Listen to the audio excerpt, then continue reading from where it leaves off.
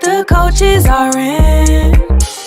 When you need a timely, transparent friend, tune into the coaches are in.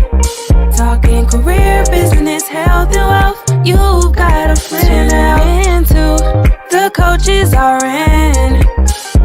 With authenticity, come on, let's take a seat and tune in. Hey there, ladies. We are back for another episode of The Coaches Are In. Aren't you excited about that? Yes. We're definitely excited to be here again. I'm Dr. Cherita Weatherspoon. I am the CEO of Powerhouse Coaching and the creator of The Coaches Are In.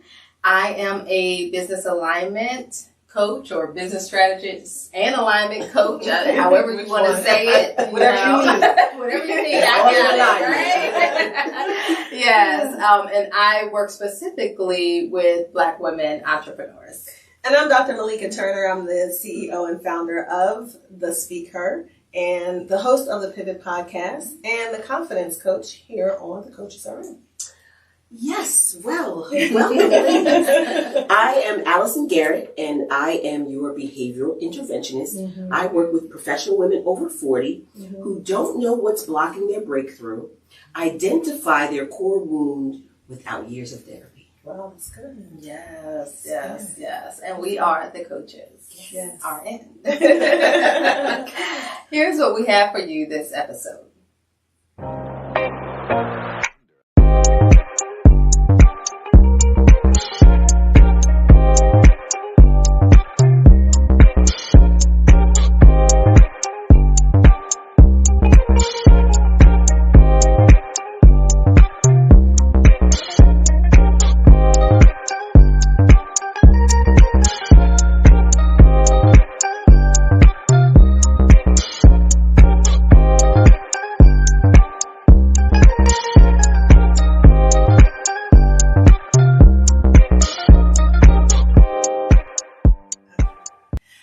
All right, so let's delve into our viewer question, okay? I'm going to read, and then we're going to help.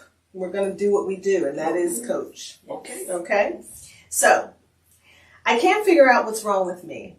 I overthink and second-guess my decisions all the time. I mean, even for the small things, like what to cook for dinner, what to order at a restaurant, what to wear to an event. It's even worse for bigger and more important decisions. Sometimes I can't make a decision at all and just let happen whatever is going to happen, or I have to ask someone else to help me make the decision. How can I learn to trust my instincts and make confident choices? Ooh. That's a lot. Deep question. But real though, right? But real for sure. It's real. Especially that restaurant piece, because I can't figure out. It's order at the restaurant, so it can literally take me like 20 to 30 minutes. Oh, this is a good one. And this is something that I feel like a lot of women struggle with. Mm-hmm. And mainly because we really have not identified things that are important according to our value. Mm-hmm. Right? So we're accustomed to making decisions, and I'll explain a little bit about that in a little bit, but we're so used to making decisions where we're feeling like we have to weigh options, right? Because that's typically how we're taught, like the pros and cons, and then so that's where the fear comes in. Right. So someone who is considered indecisive is someone who is afraid to decide because they are not sure about what the outcome is going to be, and they don't want to make a mistake. That's it. So even if you think of the simplest thing, like at a restaurant, you're thinking, you know, like, how could that be a mistake? But the thought process is, what if it's not good? What if I don't like it? What if, you know, so you start to... my husband orders something that tastes better than mine? Exactly. And you only get a one-shot deal. Yeah. There's only one shot to eat. Right. You're like, so there's, you know, so you're thinking of all those things. So when it comes to someone who wants to learn how to make better choices, that was the last part of the question. Mm-hmm. How can I learn to trust my instincts and make confident choices? Yes, that's good. Yeah. Confident choices. Yeah. And this comes from what I teach. And it teaches women to no longer make decisions, but make choices. Because when you're making a decision, you're weighing the pros and cons, you're listening to what other people are saying. She says that she's asked other people what they think. You're still not choosing. Right. Which is where the instinct is. Okay. Your instinct comes in the choice. So the only way you're able to make a choice is to be more informed and also not have the fear of making a mistake. And remember, I talk a lot about patterns. So this is a pattern of how you come to a conclusion. We're not even going to call it a decision or a choice. So you come to a conclusion by doing all of these things, by asking other people, by weighing pros and cons, by, thinking of all the things why this will not be a good idea. Right. So what I would say is the next time you have to make a choice, instead of thinking about all of the things that could go wrong with that choice, right, and instead of weighing it as a pros and cons option, I say weight it to your core value. So if it's a meal, something as simple as a meal, which really is not always that simple. Sometimes it is a big decision. But you're going to choose, let's just say it's what to cook for dinner. What's the value in the choice, right? Do I need something that's going to take 30 minutes or less? Is it going to, what are the ingredients that I already have at home? So now you're going based off of a value system that doesn't allow you to have to go back and forth. Because if I'm like, what do I make for dinner? Then I think, I want to make steak. Well, I don't have steak. Now I got to go to the store and get steak. And then now I got to, so that complicates. Is that important right now? Yes, exactly. So it really is, and think of it in, bigger decisions or, or bigger things that you have to weigh out on. Right. Is really write it out, but ask yourself the answer from within, not someone else, according to your value in that subject. Does that make sense? It does. Yeah. So it sets a whole new way of how you come to the conclusion. Because there's some things that I could ask you right now and you tell me immediately what you want. Right. Because at your core, at your value system, you've already deemed that important. If I gave you two choices of what do you want for lunch today? Do you want pizza or do you want burgers? You're probably going to just give me an answer because you already have a core around that. I don't like cheese or I don't eat meat.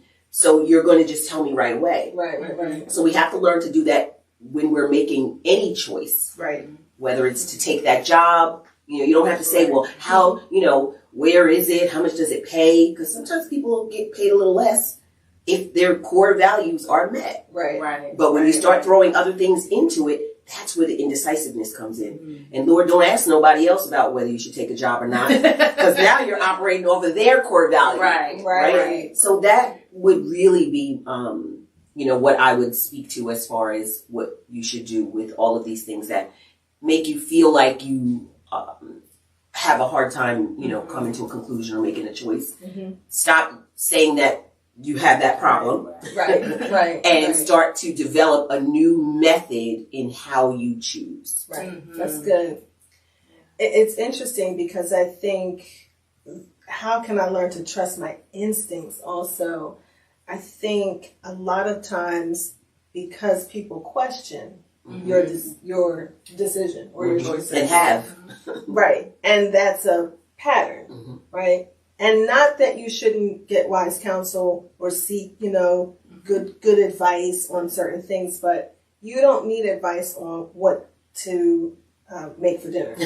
You don't. You know what I'm saying? But if you're in a pattern of asking, the pattern is asking, then that's when your instinct says, let me cook this meat in here real quick and let's whip up this salad. But you've asked someone. And they don't want salad, and so now I don't eat that. I don't want that. Exactly. I don't have a taste for that. And we laugh a little bit, but then when it comes to the bigger things, our confidence is shot. We just struggle with making a decision, and sometimes you need to make a decision quickly. People are not going to agree with that. Sometimes you do, but sometimes you need to make a decision. I don't have time for that, right? I need to take that advice you gave me, the core values and the things that resonate with me, and I need to make a decision. If it's not going to kill me or not going to hurt me, I need to, because again, that's the pattern of building that confidence in your instincts and trusting your instincts. Yes. So I'm hoping that I actually can remember everything that I wanted to say while they were talking, right? All this stuff is going through my head. So first, indecision is a decision. And it really is a decision to either let someone else make a decision for you or to kind of, let the cards fall where they may, right? Which oftentimes is not going to work out to your benefit. So we got to step away from that. I'd rather you make a bad choice or decision than not make any at all, because at least it was one that you made. Right. So that's the first thing. The second thing is going to the example you gave of, do you want pizza or do you want a burger for lunch? So like if you ask me that question right now, I'm going to say to you neither, because I'm not a big fan of pizza. I don't like the pizza sauce. I don't like red sauce, right? I didn't know that. Yeah. And now we know. And yes, you can get white pizzas, but nobody in my house eats white pizzas except for me, right? Right. So, and I'm not really a beef eater, so I don't want either. And guess what? It's okay for me to say I don't want either one of those. Yes, that's good. Now, in saying that none of the choices presented to me work for me, it's okay. That's good. But now I have to be okay with that person feeling however they're going to feel about me saying that the choices you presented me don't work for me. Right. But I also have to be okay with now saying I'm going to have to figure out lunch on my own. Right. And be okay with unless that. You're 5. Because when you're 5, you're going to eat right. I'm sorry, I think you sensed you went back a little bit on last night's dinner. Right. Yeah, no, that's good. So that, and then the third thing is around, that idea of making choices based on your core values. So one, you got to know what they are. Right. You've got to know what's important to you. And you've got to know, oftentimes our choices are multifaceted in terms of these two things are before me. There are like 10 things for me to consider with this choice. There's another 10 things for me to consider with this choice. So a lot of choices really are not simple, like yay or nay, kinds of things, right? So you have to know what your values are to be able to make choices on those. And sometimes you're going to have to make a decision. You're not going to have an option for coming up with an alternative. You literally, that's it. There is no other choice. Yes. No, you can't make up your own thing or whatever. And you may find that neither one of those choices are ideal for you. But you still have to come to a conclusion on which way you're going to go, and then recognize that just because you have to choose, like I think we like to throw around that term of like the lesser of two evils. Right. So you have to make a choice. You're not pleased with either of the choices, but it doesn't mean that once you've made the choice that you can't improve the situation, right? You can't work with what you were given. Yes. So what I hear in the question is really sis giving up her power. Consistently. And I listen, do you choose, make the dinner that you want to eat. Don't worry about whatever everybody else wants. It's 5 different meals. Literally, it's really happening. One day a week, you make the meal that you want to make, that you're going to enjoy. If nobody else wants to eat it, I'm sure you are not the only one in the house that can heat something up in the microwave. Or pour some cereal in a bowl. Like, this is what I want. I think for me, what I'm really hearing is that you put yourself last, and you're putting other people's needs and desires and opinions before your own, as if yours don't matter. Right. And they do. Yes. We need you to start acting like they do by taking some small steps to just demonstrating that, one, you can make the choice, you can be okay with the choice that you made, and you're okay when other people are not okay with it. Right. Yes. Because ultimately, you got to live with the choices you make. Yes, for sure. Why do we overthink things? As women, Because we're so smart. Seriously, when you're intelligent and then you add on educated on top of You're like, intelligence. okay, all these lines have to be a certain way. So I need all the details before I could make a choice. Right. And then there's an idea of you do have to be informed, but you probably don't need to know all of the things that you think you need to know. Right. And like you said, it's the value, right? When I talk about like your core value, that's how you choose. You do have to know what it is, and more importantly, you have to be connected to it, right? So it's one thing to know it, but I need to be connected to it so that I know in that moment that this is what I'm going to say and this is what I'm going to do based on that. Right. Some things are very clear if I asked you about, what your values are at the core. Right. But to your point, we've gotten so far away from that a lot of times, especially as women, because we're doing for everyone else and neglecting ourselves. Right. So now what they think is most important becomes what we identify as most important. And it's subconscious. It's not like you wake up and say, okay, I'm going to do everything that everyone else wants me to do today and nothing that I want to do. Right. But you get into the habit of it, and then you are asking other people, what should I do? What is this? What do you want? And we want to do this. And then even if we're trying to coax people into coming to our side of what it is that we want. But if you operate in the core and you're connected to it, and it takes some effort to really sit down and think about what this is. Right. I always am a fan of writing. Write it out. Write out what is important to you and why. Right. And then it'll become easier in baby steps. You might not go home tomorrow and say, I'm not making anything for anybody but me. Right. Well, you might. Also, Well, it's a possibility. It's dealing with the coaches. But don't set yourself up to feel guilty. That's Just with the knowledge that you have gained today. Start in small ways, baby steps in implementing a way of getting more of what you want, and then the indecisiveness will kind of just go away. Your instinct does not produce perfection. Following your instinct does not produce perfection. That's a tweet. Right. That's good. Or a thread. I like that. Yeah. On all of those. And that coaches are in. That's right. Because I think you feel like if I don't follow my instinct, then I'm wrong. And somebody else's way or somebody else's decision is right. Doesn't produce perfection. No. That's good. And none of us are perfect, although sometimes we think we are. Right. We're not. Beautifully and wonderfully made, but not perfect. That's right. Yes. I love it. We could go on, but we're going to go ahead and wrap this segment up so we can move on to the next segment. But before we do that, we're going to take a quick break and we'll be right back. The Speaker LLC provides training, coaching, motivational workshops, keynotes, and more to clients who want to increase their impact. Contact us today.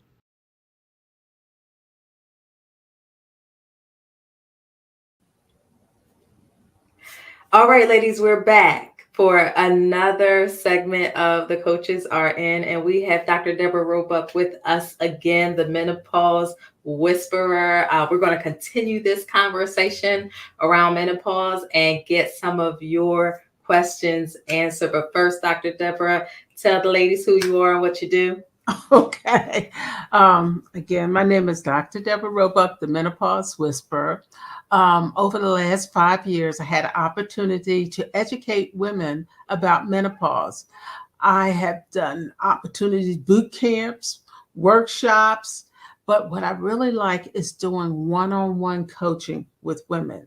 I've done group coaching, and right now I'm even working in a healthcare facility, presenting menopause to various women and just having a ball.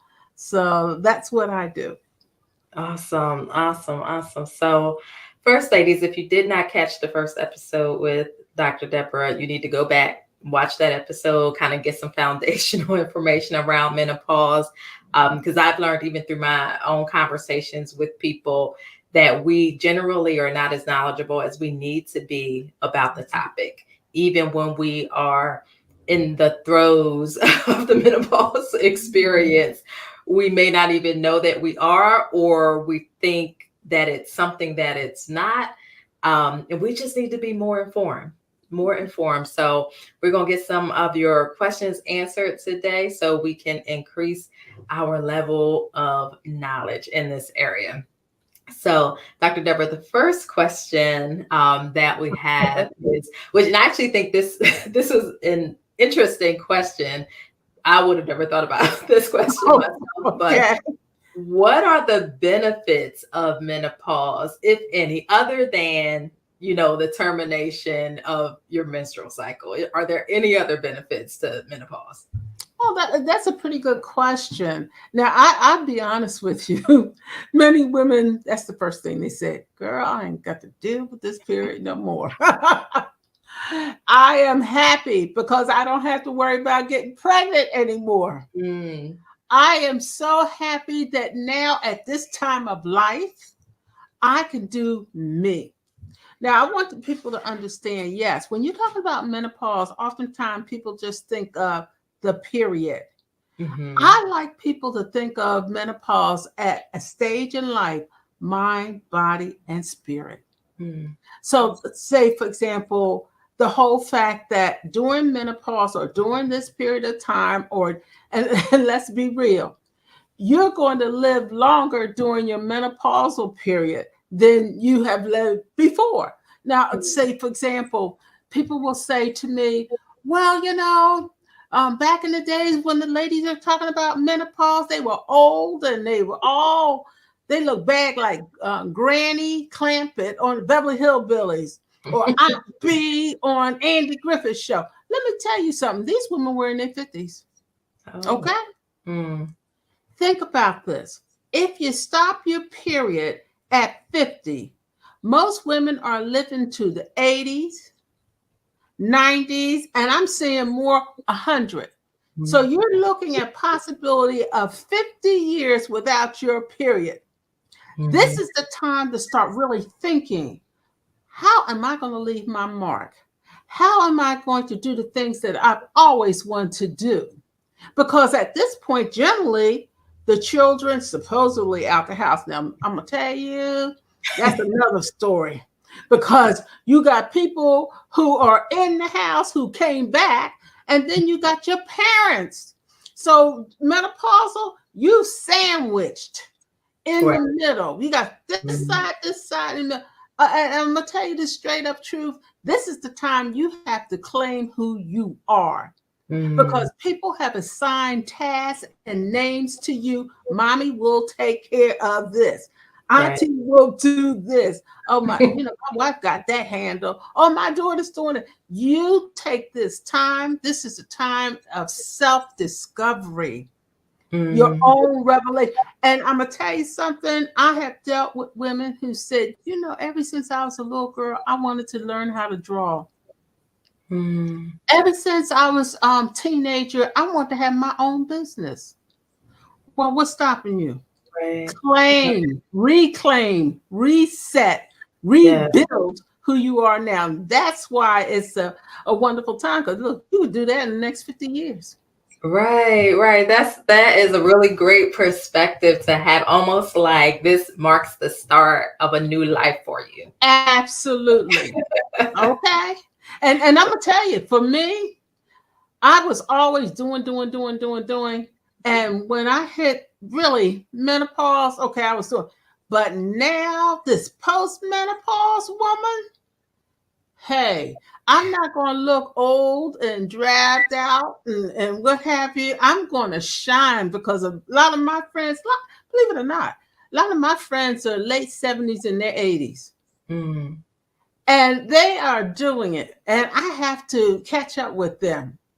I love it. All right. So our next question is, are there increased health risks for women after menopause? And I know in the last episode, you mentioned some increased risk in certain areas, but if you could talk a little bit more deeply about that. Okay. First and foremost, when you have stopped your period, there's that decrease of your estrogen, progesterone, which were various hormones that were protective mechanism. Sometimes people just think of these hormones in relationship to reproduction or sex or what have you. They impact all parts of your body. So let's talk about the first one, cardiovascular changes. Generally before a woman stops her period, you don't really hear about heart attacks and strokes and those types of things. But as she's aging, okay, she becomes more at risk. As we talk to women more about high blood pressure, all those types of things. So really, you should start working on your health promotion plan now. I don't care what age you are. Nobody talks about, oh, you're going to live longer. And then you wait until you stop your period. You think, oh my gosh, now they're talking about my blood pressure. Now they're talking about osteoarthritis, hip fractures. They always asking the question, did you have a fall this year? Did you notice that? They keep asking those questions. Why? Because if you have a fall, you're at a risk of 15% or more of having problems later on, to the point of even mortality. Okay. So one of the things I would tell women, especially during this time, what am I going to do to promote my health? First of all, what are you eating? Talk to your nutritionist with your health care plan. How are you moving? I won't even say exercise. How are you moving? Now, I'm going to tell you one quick thing. We talked about hip fractures and those types of things. You know why we're more at risk of that? Because at this time, we haven't been strengthening our muscles. If you're going to fall, if you have those core muscles tightened, those muscles will bring you back up. But because you're not doing those types of things, you're going to fall. You can't get yourself as easily. Okay, those are things. Strength. You start losing some of the, your muscles. So you'll be calling people. I had to do that this morning. Told my niece, can you come and bring this thing up from down the basement? I felt some kind of way, and I'm thinking I need to get those muscles strengthened out. Now, some people say, well, with menopause, I noticed I had foggy thinking and I couldn't remember anything. Yes, estrogen does have an impact on that. But my question is, what are you doing to almost relearn things? For example, women say, oh, I can't remember anything. Well, what kind of habits did you put in place where your keys are so you don't have to try to remember? And no matter what, I'm going to put my keys here. Or what types of things are you doing to write down things you're doing during the day? Tell you what, the statistics and research is showing all this computer work, people don't remember as much. But if you start writing things down, you're creating new nerve pathways and whatever to be able to recognize what you've done. So yes, because it's part of aging too. Let's put that aging, menopause, aging. Right. What things are you going to do to promote and prevent these different risk factors and what have you as you move on in life? Because I do not believe that we need to think we got to shut down. That's what people used to say with menopause. Well, I ain't no good anymore. I can't do this. I can't do that. I told somebody last night, I'm getting ready for my 70th birthday party. And I said, you young, you think you can hang? Because we're going to have a good time. and the couple said, well, we're going to try to do the best we can. Okay. So we're going to live this life. It's a privilege to live.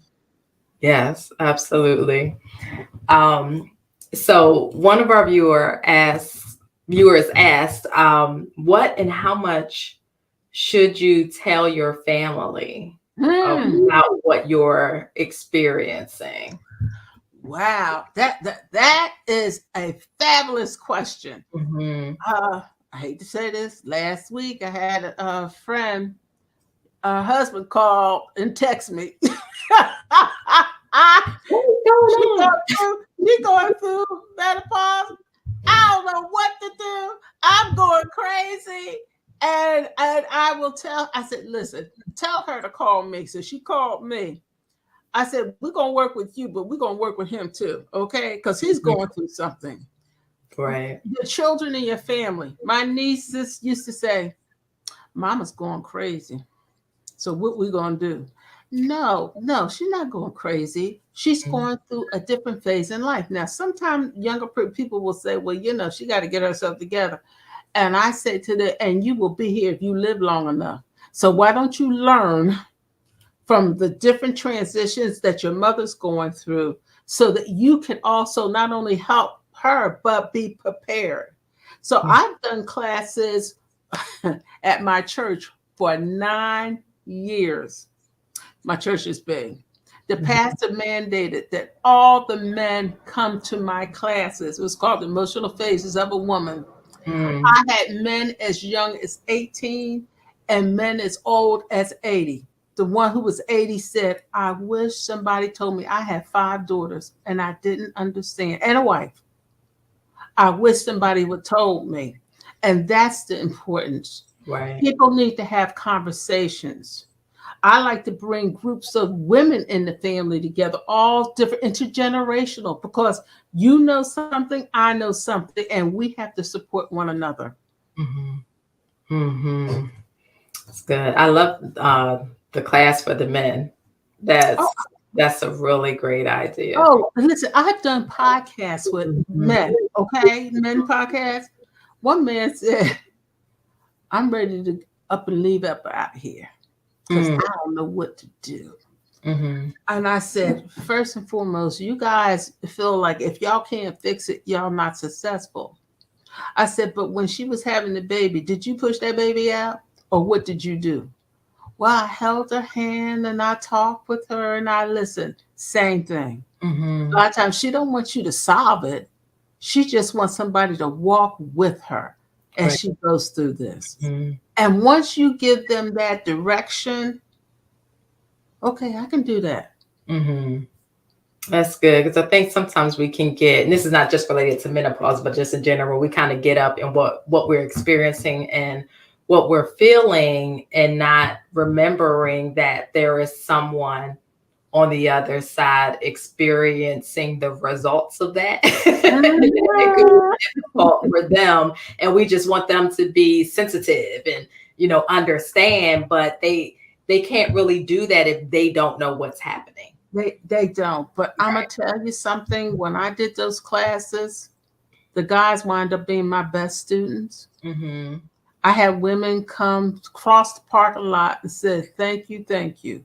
Because once that information was given, once they had something to work from, I even had one guy had a calendar up in the house when she got her menstrual cycle, told all the kids, now this is her cycle. Don't, Miss Deborah said, don't mess with her this time and don't mess with her then. Don't ask no major life decision. Don't be coming up here with nothing crazy. Okay. And straighten out a whole lot of things. That's good. All right. So you hinted on this when telling a story in the last episode as well, but we just gonna ask the question straight out because I know I got some sisters who are concerned about this. Can you still get pregnant as you transition into menopause? Yeah, right. You can still get pregnant until you have not had a period for 1 year. Why? Because that says your ovaries have completely stopped releasing eggs. Now, some people say, well, it's been 3 months. I said, and then I just had a spot. I think, some of the doctors said, let's go all the way back to the first month again. And then let's go back and count the 12 months. Now, some people don't want to do that. And I said, now, if you're not sure, then you need to have some precaution there if you don't want to get pregnant. I said, but really? Yes, you can. Too many people I have known who got pregnant on the change. And so they got one child, 20, and here they got a newborn. Right. Okay. Yeah. That's something you got to really think about. And talk to your doctor about it. And I'm just even thinking, I will be 51. Probably at the time that this does air, I will be 51. I Mhm. couldn't even imagine getting pregnant at this age. Never mind, just my youngest is 16, but I feel like my body would be like, what are you doing? we Well, we're not ready for this. We're not trying to go back to this. and then again, there are women carrying babies in their 50s. Mhm, mhm. And I said, God bless you. 'Cause that's a big change there. Mhm. It is. It is. So if ladies, if you're wondering, you just do what you need to do, unless you really don't mind starting over again. Just Hey, go ahead and do what you need to do. right, right. All right. How and why does menopause impact your metabolism, sleep, and mood? Okay. You're talking about weight gain when you talk about metabolism.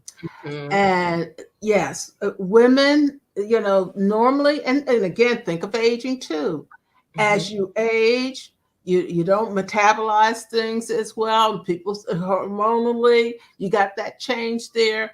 And so there's a great possibility you're going to gain weight. But let's think about this. As you get older, gravity start really taking account, be it up here or down here. Okay, your body's shape is going to be different. You're Mhm. not going to be 15. You're not going to be 26. So Right. the question is, and that's why I'll go back to this whole thing. Have you had that discussion with your nutritionist? And people's like, I don't have a nutritionist. Well, look at your healthcare plan. They have nutritionists, and ask if you can work with them to help them. You say, now I noticed that I'm starting to gain weight. They can help you readjust how you're eating foods or what have you.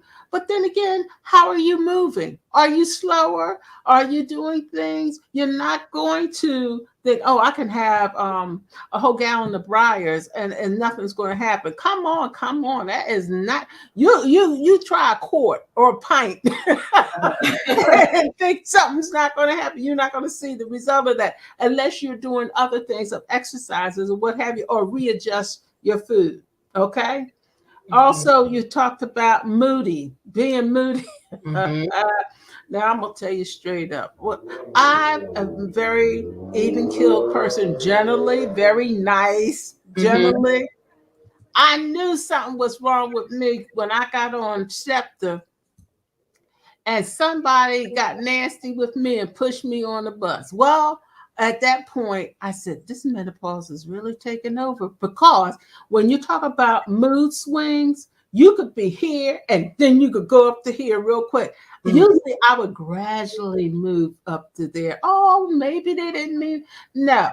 Okay, what we going to do here now? That's where I was at. And I said, oh my goodness, what is going on with me? You Mhm. might get irritable with your family, or you just shifting your moods, and you're like, what in the world? I will say to people, if that happens, okay, figure out what's triggering you. Because Mhm. see, not only do you have that shift in hormone, you got shift in responsibility. We talked a little bit about women feeling like they're a sandwich, Mhm. or one of those cookies, Oreo cookie kind of things, and they're in the center. Okay, because everybody's pulling at you. What's your stress in your life? Mhm. Because you're gonna have to really think of, okay, I know I'm getting a little irritable. And older you get, they'll tell you, I don't care what you got to say. Have you noticed the older people, especially the older women in Right. church? So, oh, sister, so and so, and Mhm. they keep on moving. Right. What is going to be your plan? If you get in a situation, are you going to respond or react? Mhm. If your mood shifting, could be other things too. Say, for example, diabetes or what have you. So if you know that this is getting a little bit out of hand, or and we're going to go from mood to or depression, Mhm. especially, and you're thinking all these different thoughts, you get your appointment and get into the doctor and have that looked at. Right. But also, you notice a pattern. I tell people, tracking, I noticed that when this happens, this happens. When this happens, this happens. Okay, what's my plan going to be? How I'm going to work on this? How I'm not going to be hollering and screaming at everybody, and then everybody all leave out the house running. Oh God, here she go again. and you getting your feelings hurt because nobody want to talk to you. It does happen very much. And one of the statistics I think I was even reading this morning, mood change, at least I think it was between 12 to 20% of the women experience mood swings. So you're not by yourself. Right. Okay. So one last question. So this is from one of our viewers who uses the Mirena IUD. So she doesn't have regular monthly cycles, and she is wondering, how would you know if you're experiencing symptoms of menopause, or, if you're actually in menopause in that 12-month period, if you're not getting cycles anyway?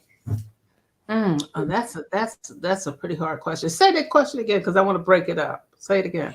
So if you're using like an IUD as a birth control device that stops your period, if you're in that age range, how do you know if you're actually, going through menopause? Like if you're in that, what would be your year of not getting a menstrual cycle?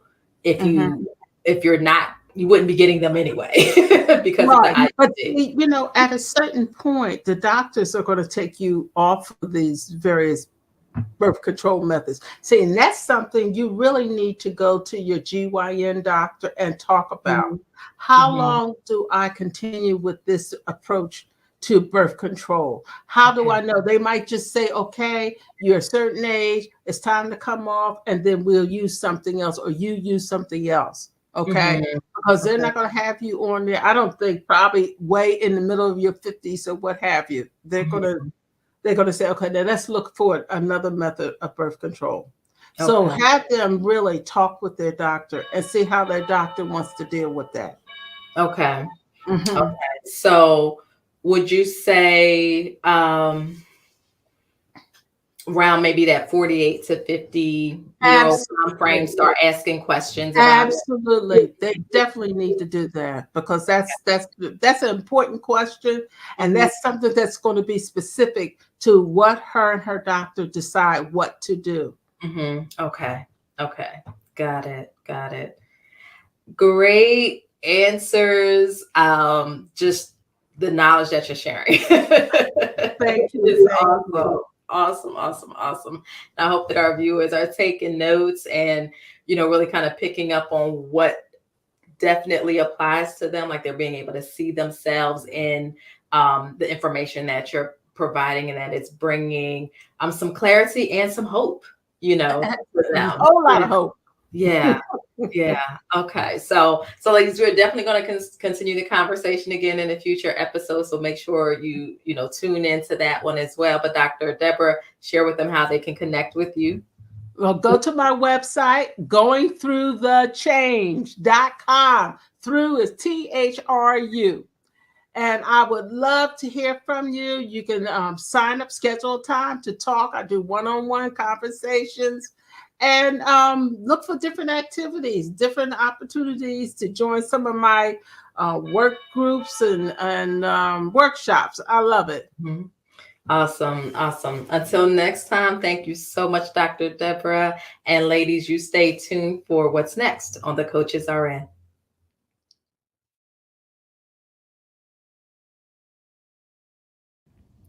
All right, ladies. So we are back for another segment of the Coaches RN. And this segment, I have with me Ileka Falette, who is a wellness business strategist. I'm excited to have her here, and I'm going to give her a chance to just tell you exactly what that means and what she does. Ileka? Hey, hello, everybody. So I'm Ileka Falette, and I am a married mom of 4. I always say that first because my husband be like, hold up, these people. No, I'm just kidding. So I always say that first. And so what I do is I'm a wellness business strategist. I work with wellness entrepreneurs to get away from the chase and the grind and move toward monthly recurring revenue. And using my Reclaim Your Revenue methodology, we help you get more visible so you can be seen, right? Help you reclaim your time because we got to get rid of that overwhelm and the stress that comes with it, right? And then help you shift your mindset to know that it is possible as a wellness entrepreneur to actually love what you do and make money doing it, right? So you get to work less, live more, and feel better while you reclaim your revenue. So that's what I do. Yes, that sounds really good. Work less, earn more. That's always a good thing. So tell us a little bit about how you got to do the work that you're doing. Yeah. So you know what? So my story started probably about 7 years ago. I was in corporate America at a Fortune 100 company as an executive coach and leadership development, managing leadership development program. And I was 130 pounds overweight or something like that, and really just tired and drained all the time. I was doing great in my profession, but I was literally struggling in life because I was struggling in my body, honestly. And so I realized it was taking me longer to do things than it normally would, or it used to. I was working 16-hour days, many times 12 at a minimum, and it was just rough. And I decided in that moment that it was time to prioritize my health. So I began shifting the way that I ate so that I could nourish my body in the right way, and then also moving more. So I often talk about kind of 3 pillars of fuel in our bodies, right? And it's movement, it's nutrition, movement, and self-care. And once I implemented these things into my own life, I lost 120 pounds, felt amazing. I had more energy, less pain in the body, right? And then also was able to kind of reclaim some of my time back because I was fueling myself in a way that allowed me to have more energy. Many times when we eat, we're eating, whatever we have time for. And that's who I was, right? I was working so much. So when I ate, it was just, hey, we're going to order this pizza, or we're going to just grab whatever and just eat, right? Give me some chips, give me just something because I'm hungry, and let me just try and fill it. But what I didn't understand was, and what so many don't understand, is that those chips are actually making us more tired. It's making you more tired, having less energy and less productive. And so when I began to shift and eating things that come from the earth, walk on the earth and the sea, eating like that, nourishing my body in that way, gave me the energy, helped me lose the weight, feel better. And of course, I left corporate and decided to start my own wellness business. So helping women to reclaim your curves, right? That's what I called it, reclaim your curves. So you get to step back into you while you love your body again. And it was such a massive and just amazing experience and I still have a membership called Reclaim Your Curves. And what was so amazing about that for me was that not only was I able to do it for myself, but then I was able to help so many others, because I saw the tired mom walking around, trying to get everything done, trying to get the work done during the day. And then after work, it's like, okay, let me take the kid to soccer practice, and this other kid has to go to band, to a band concert or whatever, right? And then this one has to go to karate, and so I'm running around, and that was literally me. So that's why I know. So I'm running around in different places, and then trying to run back, eat whatever we could, and then back on the computer, right? And I saw that mom over and over, and I identified with it because that was who I was. And so just helping that mom shift from that drained, tired all the time. Like, have you ever, I don't know if you have kids, but one of the things that I would say so often and didn't realize I was saying was, oh, I'm so tired. Mommy's so tired. Right? And the kids would be like, so it got to the point where I would hear my daughter like, oh yeah, we could do this, but mommy's just so tired. So, And I'm like, oh my gosh, like I've said it so much that they are now saying it. And that was kind of a tipping point for me that said, I have to shift. And so now, so once I was able to help other women make that shift, it was a game changer in their lives as well, because now they felt better, Yeah, that's good. I was going to ask you kind of what was the triggering thing that caused you to do something different. So I'm glad you touched on that. Now, how long of a journey was it for you to get to the point where it's like where you are now? And I don't know if the work is done or if you feel like, you still need to do a little bit more, but like how long of a journey was it for you? Yeah. So it's funny because I often talk about productivity, right? Working or doing what you need to do in less time, right? Taking less time to do the things that we get to do. And prior to this, my background in corporate was, I had a background in Six Sigma. So a black belt in Six Sigma, Lean Six Sigma. And so Lean Six Sigma, for those who don't know, it's all about quality improvement and process efficiency. And so my brain works in process efficiency, like no matter what or where I am, right? Since I was a child, it was always like, how do I get this done without having to do so much, right? And so I looked at it the same way when I took on my wellness journey, my weight loss journey. And what that was is, so I did it in a year. So in a year, I lost 120 pounds. Wow. And that was essentially, and it wasn't like I was racing to do it. What I did was I looked at what are the things that are in the way of this weight? Like why have I been holding on to this for my entire life? I often said that I've been big I was born 10 pounds, so my entire life I had been overweight. And so what was it that caused this? And then why do I continue to live into it? Because my first diet was when I was 8. So why did it take me 30 years of dieting to finally get it right? And so I lost the weight about 7 years ago now, and have kept it off for that time. But that was a big piece of it. It was like, what is in the way? And so what I found what was in the way was every diet that I tried before, I was eating processed foods as a part of it. When I decided I was vegan, I was a vegan who was eating potato chips, because guess what? You can eat potato chips when you're vegan, right? It's just not meat. So there you go, right? So it's like, I tried so many different things, but I was still finding ways to put the processed foods in. I was finding ways to essentially get in my own way of having the results. So I literally looked at my journey and looked at it from a process improvement standpoint. It sounds crazy and funny, but that's exactly what I did. And I was like, okay, how can I make it easier to eat? Because if it was hard, meaning like if I had to sit there and cook for hours and hours on end, I'm going to do that twice and then I'm not going to do it again. Right. If I have to sit here and meal prep and have those little seven little containers out there, or 21 containers actually, and putting, here I'm gonna put the rice in these 7, and I'm gonna put the broccoli in these, or whatever it is, right?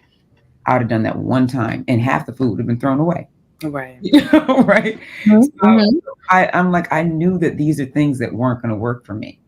So I also knew that if with having 4 kids, if I was to try and make a meal for them and then a meal for me, that wasn't going to work either.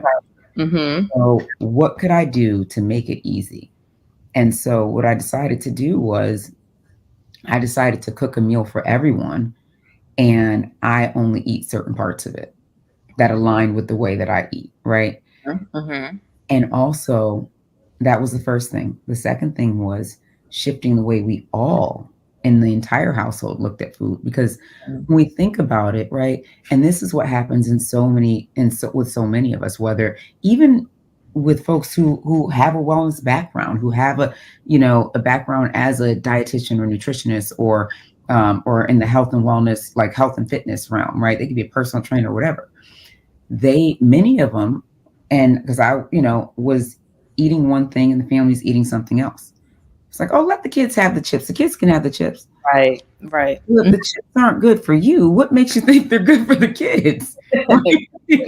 Right? If that ice cream or whatever it is isn't right for you, if it's causing issues with your gut health, if it's causing issues with your inflammation and pain and things like that, then do we want to give it to our kids, the people that we care about the most in the world? So just kind of thinking about that. So that was the second thing. I had to shift the way we all ate. So we removed all the sugar from our house.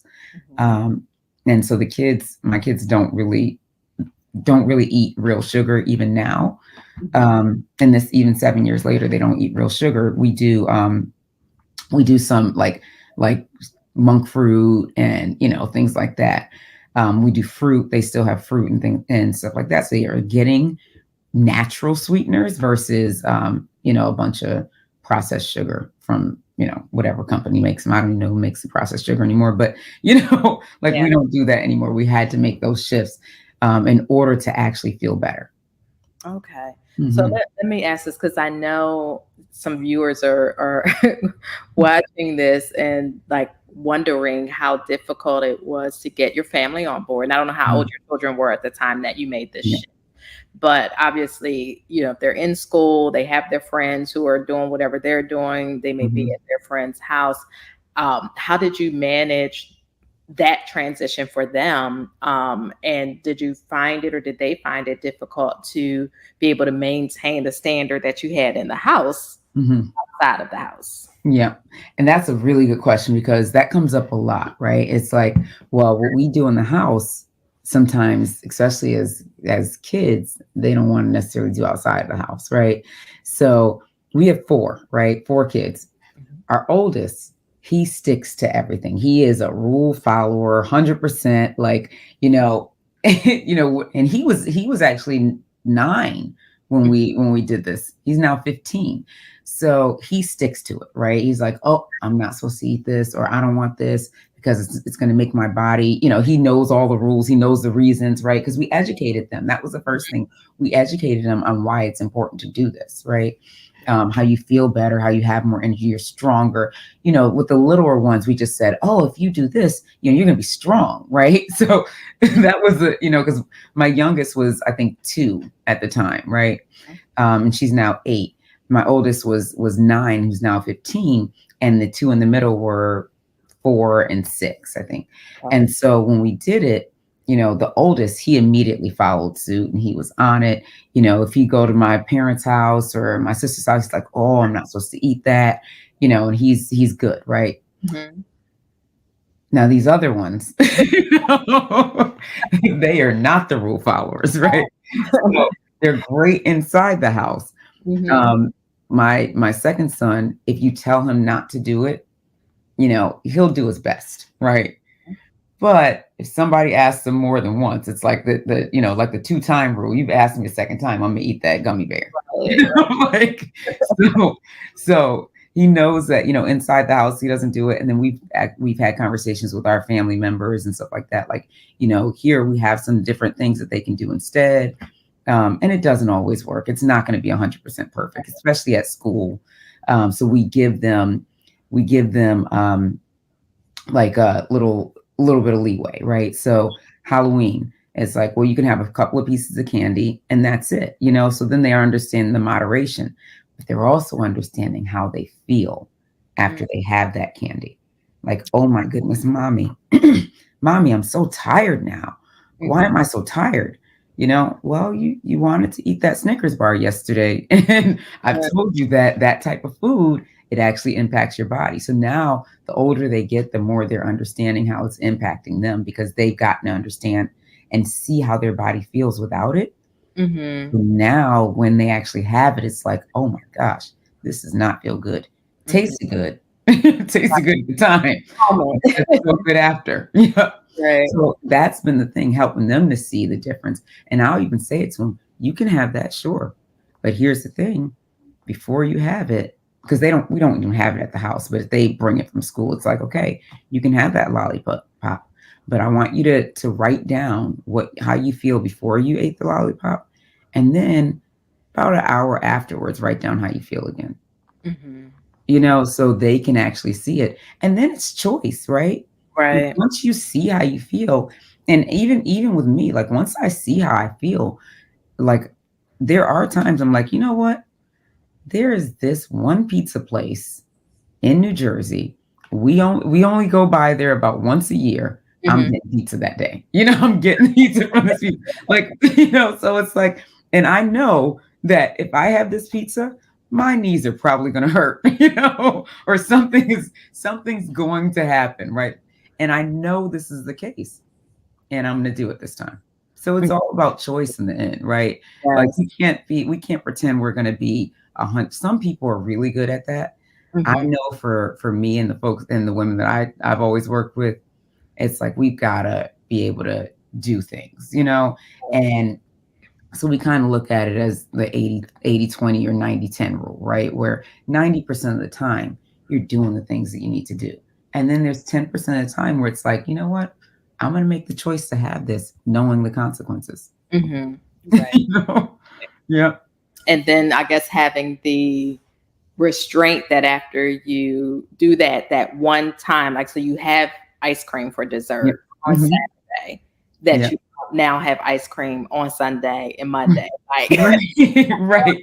I messed up. I just might as well do this for the next week and I'll start over the following week. It doesn't have to be that. Right. Exactly. Because that's what your body wants to do. Because like when we have sugar, our body wants more sugar. Right. It immediately is constantly craving more. Or even like if we have, like, let's say you're gluten-free, right? Because of sensitivities or whatever the case may be.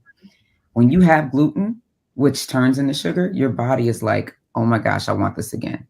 Give me more of that bread. I'm ready to go to Olive Garden and eat all the all the breadsticks and some spaghetti, right? And that's how it feels.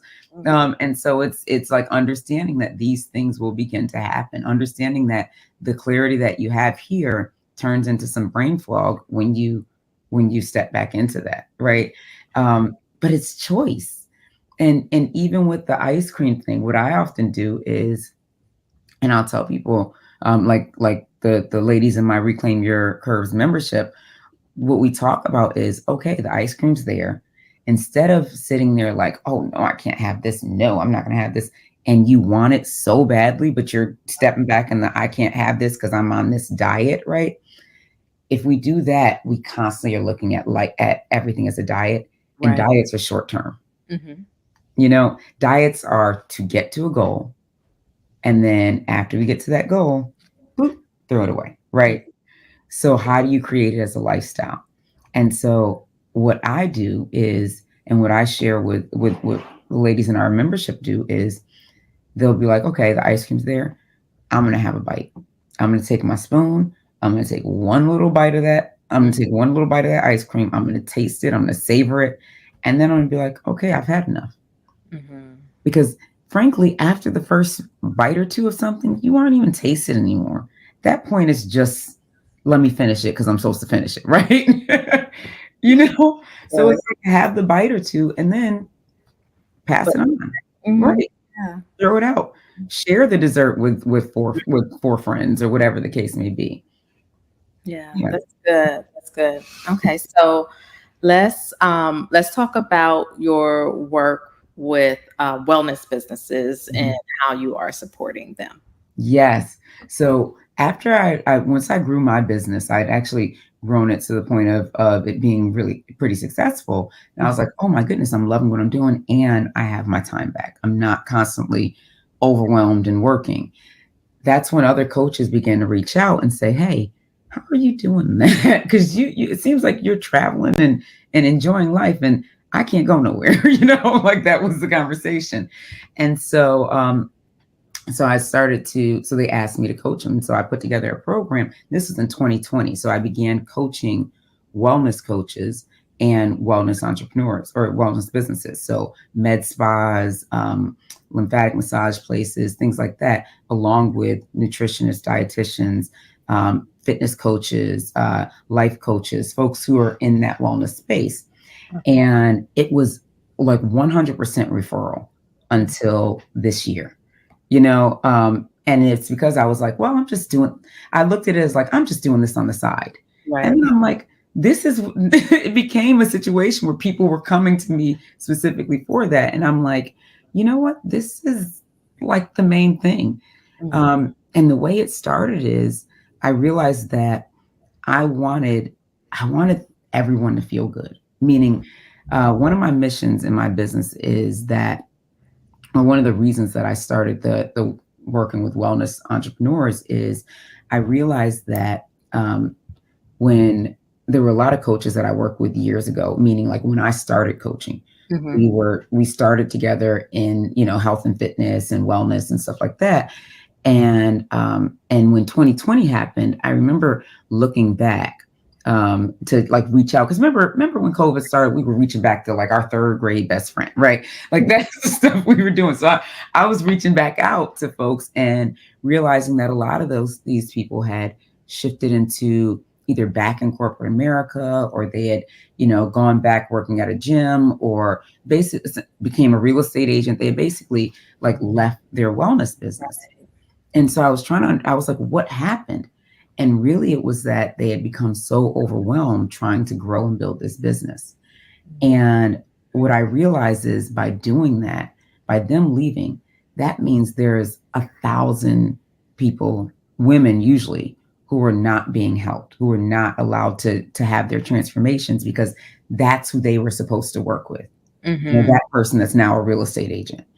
And I thought, I don't want this. I don't want these amazing experts, these incredible coaches, these incredible entrepreneurs leaving this industry, because now there's so many people that are that are missing out on their transformation and missing out on working with them. So I wanted to understand what could make it easier to make folks stay and continue loving what they did. And so that's when I began looking at, okay, how do we create strategies around visibility? So as the expert, people actually see what you do, you know? So if you're amazing at what you do, like I've been working with this woman, she's this lymphatic massage company, and she is incredible, like literally the best I've ever seen. I mean, he helped me when I had skin removal surgery and had gone to a place that wasn't as good, and then found her randomly, and she was absolutely amazing, like knows the business front and back. And so, but the thing is, no one knew her. They didn't know who she was. They hadn't seen her, right? And so when we worked on visibility strategies, how to really make yourself more visible for folks, so folks can actually see you. So one of the things I do first is I help them use my platform. I built, a large YouTube. I wouldn't say large, but like almost 40,000 subscribers on YouTube, and then Instagram has got. So basically, my audience is about 70,000 or more.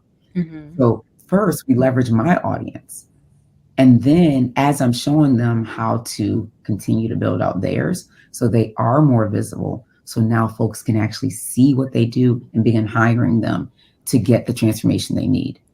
And then we look at the reclaim your time strategies. How do you become more productive and create more productivity around your business overall, so that you're not overwhelmed and drained, and so that you get to continue doing the thing that you're passionate about? Because these folks were passionate about wellness, right? And they were leaving, because the money wasn't there, or because they were overwhelmed and tired and burnt out. And it's like, how do we create essentially more time in your day back while having consistent revenue? So that's why I always talk about moving from that chase and that grind to monthly recurring revenue, because that's what you get to do. So what are the spaces in your business that you're finding yourself taking longer to do, that takes you forever? It should be a 15-minute process, and yet it's taking you 3 hours to do, right? What are those things, and why is that happening? So we're looking at all of the different areas in the business to see, how do we make this more efficient, right? How do we improve this process? Do we do we outsource it, right? I have this process I call the 3Ds, right? And I emphasize the S. And it's basically what are the things that you need to do, right? Actually, you need to do it. What are the things that you can delete? Like what are the things that are on there that you have literally, it's 5 years out and you're sitting here thinking about it now. I joke about the fact that I used to sit there every day looking up houses in Texas. This is like 7 years ago. I'd look up houses in Texas, save them to my little save favorites and all this stuff, right? Oh, looking at the house. Oh my goodness, hours, right? Because we were going to move to Texas. This is 7 years later, and we have still not moved. We still live in Maryland, right? I'm like, what was I doing, right? And so those things that can be deleted from that list, right? And then what can be delegated? What are some areas that maybe you're not as good at it as you think, right? Or maybe you know you're not good at it, and that's why it takes so much time. That's where you can delegate. And then looking at the S is schedule. What is it that you can say, okay, I know I need to do this. It doesn't have to happen today, but let me schedule it on my calendar so that it can be done, right? And so we look at all aspects of the business and we categorize them in that way so that progress can be made without the overwhelm of, oh my gosh, I have so much to do, and then shifting that mindset, because there is this thought with many wellness coaches, especially, and other wellness entrepreneurs, that the money just isn't there. I can't make the money, or it's not going to happen, and people don't invest in themselves. People don't pay for this. Yes, they do. Yes, they do. Yes, they do, right? Absolutely. Because it's important, because they know that if they aren't investing in themselves, it doesn't matter how much they invest in their business, it's not going to do what they want it to do, or they're not going to be happy, right? So folks have to invest in themselves, and more are starting to understand that. And so being able to shift the mindset of the wellness entrepreneur, the wellness coach, to say, hey, to help them understand and reframe it that this is possible, it's a huge shift in their business. So yeah, but it's all about ensuring that they get to do the thing that they're passionate about, which is the transformation work, right, for their clients. Yes. Yes, so good.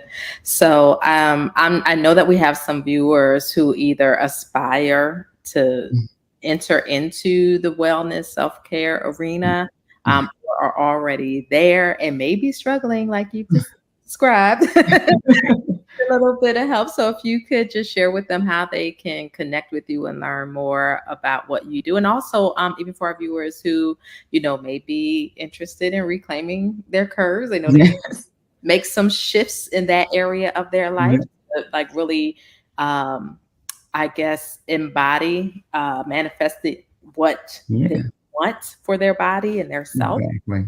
But they need a little bit of help doing that. So how can they connect with you? Yep. So you can always reach me on Instagram at Ileka Falette, Instagram or Facebook. And honestly, if you put Ileka into YouTube, you can always find my YouTube channel. But the best way is to literally send me a DM on Instagram or Facebook. It's me responding. So if you send me the DM, I should be able to see it. And then you can also go check me out on my website. I actually have a retreat coming up. I host retreats about 3 times a year called Reclaim Your Revenue.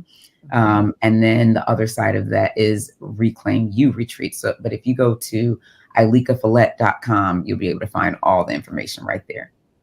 Okay. Well, thank you so much, Ileka. I appreciate you joining us and sharing the story with us. And ladies, you be sure to reach out if anything that Ileka shared with you just kind of, triggered something, made you start thinking. Don't just sit in a thought, take action to do something about it and connect with Ileka. All right. So that is it for this segment of The Coaches Are In. Stay tuned for what's next. All right, ladies. So that is it for this episode of The Coaches Are In. We've had a great time. Yes. It goes too fast. It does. It does. So we hope that you got something out of this that will help you move to the next level of your life. We want to remind you to subscribe and to like and to share about the Coaches RN with your network. We would really appreciate it. And also, if you are an expert, coach, consultant, trainer, speaker, author, and space for you on the calendar. yes, and would like to be featured as a guest expert on the Coaches RN, you can just go to thecoachesrn.com and fill out the appropriate form, and we'll be in touch. Also, if you know of a Black woman who is making strides and impacts in her community and would like to have her recognized on the Coaches RN, you can let us know that too. And then we will reach out to her as well. So we're just excited to be bringing to you everything that we're bringing to you this season. All things. And it's just, it's getting better and better. Gooder and gooder. Yes. So we will catch you same time, same place next week. As for now, the coaches are out. Peace.